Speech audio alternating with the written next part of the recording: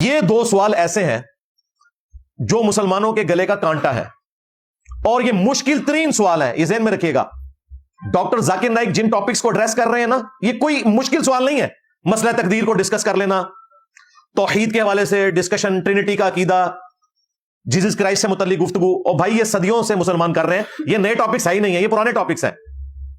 نئے ٹاپکس دو ہیں جو گلے کا کانٹا بنے ہوئے ہیں مسلمانوں کی, اس لیے کہ اس کا جواب دیتے ہوئے انہی لوگوں کے نام آ جائیں گے جن سے سوال پوچھا جا رہا ہے. لو سامو, سوال نمبر 1, مسلمانوں کی تباہی کی سب سے بڑی وجہ کیا ہے؟ اس وقت جو مسلمانوں پہ زوال ہے اس کی سب سے بڑی وجہ کیا ہے؟ یہ دنیا کا مشکل ترین سوال ہے. اس کا جواب اس لیے نہیں دے گا کوئی مذہبی آدمی انسانوں کی طرح, اسے پتا ہے کہ مجھے مولویوں کو, بزرگوں کو, بابوں کو رگڑنا پڑے گا. ہم یہی تو کر رہے ہیں. نا نبی سا ہے ہی کوئی نہیں, تیرے بابے تھے شاہ ہی کوئی نہیں. اس میں تو آپ کو گالیاں کھانی پڑیں گی, 5 دفعہ مرڈر اٹیمپٹ کروانا پڑے گا, آپ کی اپنی لائف ونریبل ہوگی, آپ کے ٹیم ممبرز کی لائف ونریبل ہوگی, ان کی فیملیز کی لائف ونریبل ہوگی, گالیاں کھانی پڑیں گی. سبحان اللہ و بحمدی کی فضیلت آپ سنائیں, بسترے اٹھا کے پوری دنیا میں گھومیں, آپ کو لوگ ہار پہنائیں گے. ہاں, آپ کو ایئرپورٹ پہ ریسیو بھی کریں گے, آپ کو اچھے پروگراموں میں بھی لے جائیں گے, پھر آپ کو وہاں سیرے بھی کرائیں گے, ٹور بھی کروائیں گے, جو آج کل مفتی کر رہے ہیں آپ کے سامنے. لیکن جیسے ہی آپ اس سوال کا جواب دیں گے کہ مسلمانوں کی تباہی کی وجہ کیا ہے, غلط جواب تو اس کا دیا جا سکتا ہے, صحیح جواب دیا نہیں تو آپ تختہ مشق بن جائیں گے. اور دوسرا کوسچن کریٹیکل جو اس سسٹر نے کیا تھا کہ بھائی سارا گیٹ اپ ہے مسلمانوں والا, داڑھی بھی ہے, پگڑی بھی ہے, نمازیں بھی ہیں, پردہ بھی ہے, صبح شام قرآن بھی پڑھنا ہے, اور مدرسے کام بھی چوک کے رکھے ہوا ہے. تو مجھے بتائیں اس کا جواب اگر ڈاکٹر ذاکر نائک دیتے تو سب سے پہلے تو سٹیج پہ اور سامنے بیٹھے ہوئے مولوی ان کے خلاف ہو جاتے. ان سے تو نہیں بگاڑ سکتے نا, کیونکہ وہ ان کے پاس میزبان بن کے آتے ہیں. اس لیے انہوں نے بڑا اچھا ڈیسیژن کیا کہ سوال کا رخ ہی بدل دیا اور اتنا ظلم کیا. میں ابھی اس کا کریٹیکل انالیسس کروں گا. جو اس نے جو سوال کا جواب دیا, اتنا خطرناک کھیل کھیلا ہے اس بندے نے انجانے میں. میں نہیں کہتا بدنیتی کے ساتھ, بہتر تھا بھائی معذرت کر لیتے, بھائی اتنا مشکل جواب ہے میں نہیں دے سکتا, اگر دوں گا تو میرے قریبی لوگ ناراض ہو جائیں گے, دیٹس آل, ختم کر دیتے. اس کی بجائے وہ اس سسٹر کے اوپر ہی چڑھائی کرنا شروع ہو گئے. ایک سوال پوچھیے بہن جی. اوکے سر, اور شارٹ سر تو آپ ریزن کیا بتا سکتے ہیں کہ وہاں پہ سوسائٹی کیوں کولیپس ہو رہی ہے, اینڈ ہمارے علماء ان کو کال آؤٹ کیوں نہیں کرتے, اسپیسیفکلی پیڈوفائلز کو؟ آپ نے جو سوال کیا میرے حساب سے کانٹرڈکشن ہے. آپ نے کہا میرا معاشرہ بہت اسلامک ہے اور میرے معاشرے میں پیڈوفائل ہے, دونوں میں ٹکرا رہے ہیں. کوئی بھی اسلامک ماحول میں پیڈوفائل ہو ہی نہیں سکتا. آپ کو ماننا پڑے گا آپ کے سوال میں خطا ہے, پہلے بار یا دوسرے بار, ہاں کہ نہیں؟ سمپل. میرا معاشرہ بہت اسلامک ہے, پیڈوفائل ہے. پیڈوفائل مطلب بچوں کے ساتھ زنا کرنا. اسی لیے کبھی بھی کسی پہ الزام لگانے کے پہلے 10 بار سوچو. اگر یہ آپ اللہ کے دربار میں سوال کریں گے آپ تو پھنس جائیں گے میرے بہن. آپ کو معافی مانگنا چاہیے کہ آپ کا سوال غلط ہے. سر میرا یہی سوال ہے کہ وہاں پہ یہی ریلیجن بہن جی, آپ کو پہلا قبول کرنے پڑے گا میرا سوال. اگر آپ قبول نہیں کریں گے تو میرا جواب ختم. اوکے سر, میرے سوال کی نوعیت غلط ہے. نوعیت غلط نہیں, سوال غلط ہے, آپ غلط ہے. یہ کیا ہوتا ہے, آپ میڈیا کو سن سن کے ریپیٹ کرتے, دونوں تو صحیح ہو ہی نہیں سکتا ہے. اگر دونوں صحیح ہے تو قرآن میں غلطی ہے, نعوذ باللہ. کدھر قرآن میں لکھے لگا بچوں لوگ کے ساتھ زنا کرو؟ تو بہت سے بار یہ میڈیا میں کام ہے, الزام لگاؤ, سوال پوچھو, کچھ بھی دو. قرآن مجید میں لکھا ہے سورہ حجرات میں, سورہ نمبر 49 آیت نمبر 6, جب بھی کوئی انفارمیشن آتا ہے آپ تحقیق کرو اسے دہرانے کے پہلے.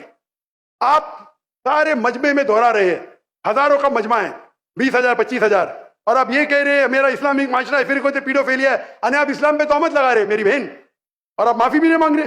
انہیں آپ اسلام پہ تہمت لگا رہے میری بہن, اور آپ معافی بھی نہیں مانگ رہے. انہیں آپ اسلام پہ تہمت لگا رہے میری بہن, اور آپ معافی بھی نہیں مانگ رہے. یہ ہوتا ہے, غلطی بولنے کے بعد بھی معافی مانگنے کو ہوتا ہے. نہیں, میں اب ترتیب سے اس کو ڈسکس کرتا ہوں. کوسچن انہوں نے جو کیا سسٹر نے وہ یہ تھا کہ ہمارا معاشرہ مذہبی ہے. نمبر 1, عورتیں پردہ کرتی ہیں اور گھروں سے باہر نہیں نکلتی بلا ضرورت. نمبر 2, مرد نمازوں میں پابندی کرتے ہیں. نمبر 3, شب جمعہ اور تبلیغی جماعت میں بھی ریگولرلی جاتے ہیں. نمبر 4, اوور آل کنڈکٹ اسلامی ہے, یعنی داڑھی پگڑی یہ سب کچھ ہے.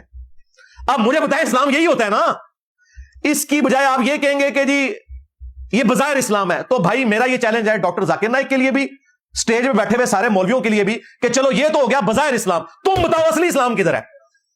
لو سامو, ہاں اصلی اسلام جامعہ اشرفیہ کے اندر موجود ہے. या मुफ्ती अजीज साहब की बैठक के अंदर इस्लाम मौजूद है, या मदरसा देवबंद में मौजूद है जहां पे कासिम नानोतवी साहब को रशीद अहमद गंगोई ने पब्लिकली 16-17 साल के बच्चों के सामने चारपाई पे लिटा के लाठियां करनी शुरू कर दी। मियां लोग क्या कहेंगे? ओ भाई इस्लाम यही है ना, जब गैर मुस्लिम देखेगा या मुसलमान भी देखेगा, इस्लाम क्या वो देखता है कि औरतें पर्दा कर रही हैं, मुसलमान नमाज पढ़ रहे हैं, दाढ़ी रखी हुई है, पगड़ी रखी हुई है, हाफिज़े कुरान है, मदरसे में जाते हैं। ये कौन सी चालाकी है कि जी इस तरह तो इस्लाम नहीं होता। और क्या होता है इस्लाम भाई? यही इस्लाम होता है। अब वो तज़किया के पॉइंट ऑफ व्यू से अगर ये सारे फ्रॉडिये जिन्होंने इस्लाम का लबादा ओढ़ा हुआ है, इस्लाम का जनाजा निकाल रहे हैं, तो उन्हें क्रिटिसाइज करो ना। सवाल पूछने वाले को क्यों तुम तख्ता मश्क बना रहे हो? बिल्कुल गलत किया। अपनी गलतियों को छुपाने के लिए सवाल का रुख ही मोड़ दिया। और जो लोग वकालत कर रहे हो, कह रहे हैं उनको समझ लगी, और समझ अनुसारी है भाई, उन्हें तो समझ लगी है कि मैं जवाब देता तो बढ़ना क्या है मेरे नाल। उन्होंने सवाल रिपीट भी किया है। अच्छा चलो समझ नहीं लगी और बाद में समझ लग भी गई और माफी भी मंगवा ली, उसके बाद तो जवाब देता। जवाब कोई नहीं दिया डॉक्टर जाकिर नाइक ने आज तक। डॉक्टर साहब आपके ऊपर उधार है, आपने इस बात का जवाब देना है कि ये सारे मौलवी जिन्होंने दीन के लबादे ओढ़े हुए हैं, ये इतने गैर इस्लामी क्यों है, और जिसको आप इस्लामी कह रहे हैं वो दुनिया के किस कोने में इस्लाम पाया जाता है। अगर अफगानिस्तान की मिसाल दोगे ना तो मैं बताऊंगा कि अफगानिस्तान के गवर्नरों की वीडियोस निकली हुई हैं अपने लड़कों के साथ मुंह काला करने की। इस वक्त के जो गवर्नर है, छोड़ दो, क्या बात करते हो। असल में ये लोग मुजरिम हैं और इनको कोई नंगा नहीं कर सकता। सीधी सी बात है। हमारी तरह कौन बेवकूफ होगा दुनियावी तौर पे कि हर बंदे से ही बिगाड़ के रखे। इन्होंने कहीं ना कहीं बना के रखी होनी है, इसीलिए तो देखे ना लोग दावतें भी करते हैं। आज जो शिया और बरेलवी कर रहे हैं ना डॉक्टर जाकिर नाइक के साथ, इससे ज्यादा करनी थी देवबंदियों और अहले हदीसों ने, अगर ये सही बात करता। फिर बादशाही मस्जिद में किसने जाके उसका लेक्चर सुनना था जब सारे फिरकों से बिगाड़ लेनी थी। हमारे स्टूडेंट्स ही बैठे होने थे, क्योंकि हमने तो कहा भाई सबको सुनो। मैंने तो शुरू में वीडियो रिकॉर्ड करवाई थी कि जहां जहां इनके प्रोग्राम है, अभी भी मैं कह रहा हूं आप अटेंड करें। मेरी तो मजबूरी है, मैं खुद भी चाहता, मैं तो सिक्योरिटी इश्यूज की वजह से नहीं निकलता, वो बात अपनी जगह। लेकिन ये मसला मिस हैंडल किया, ये क्वेश्चन का आंसर ही बड़ा मुश्किल था। ये उन्होंने चीजें हाईलाइट करके ना, उस सिस्टर ने कहा कि लेकिन फिर भी हमारे मुआशरे में ड्रग्स का इस्तेमाल है, नशावर चीजों का। अब उनको कौन बताया कि यहां लोग तबलीगी जमात के बिस्तरों में हेरोइन स्मगल करते हैं, राइवेंट लेके जाते हैं और उसे आगे बांट देते हैं। हाँ, वो हमें पता है, इसमें तबलीगी जमात का कसूर नहीं है, लेकिन तबलीगी जमात में तो ऐसे लोग मौजूद हैं। फिर उन्होंने कहा कि बदकारी भी है। नंबर 3, बच्चों के साथ जिनसी ज्यादती, ये तो आपको पता है कि खासा है उस इलाके का। ऑफिशियली उन्होंने जिस तरह लोगों ने बीवियां रखी होती है ना, इस तरह लड़के रखे हुए हैं।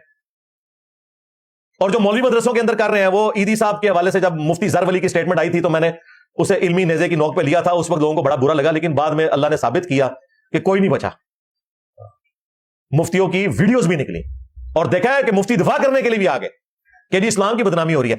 जिस दिन मुसलमान इस चीज से बाहर निकलेगा ना कि जी मौलवी के खिलाफ बात करने से इस्लाम की बदनामी होती है, उसी दिन इस्लाम का उरूज शुरू हो जाएगा। पहले है मौलवी बली चढ़ाने पैणगे तो। हाँ,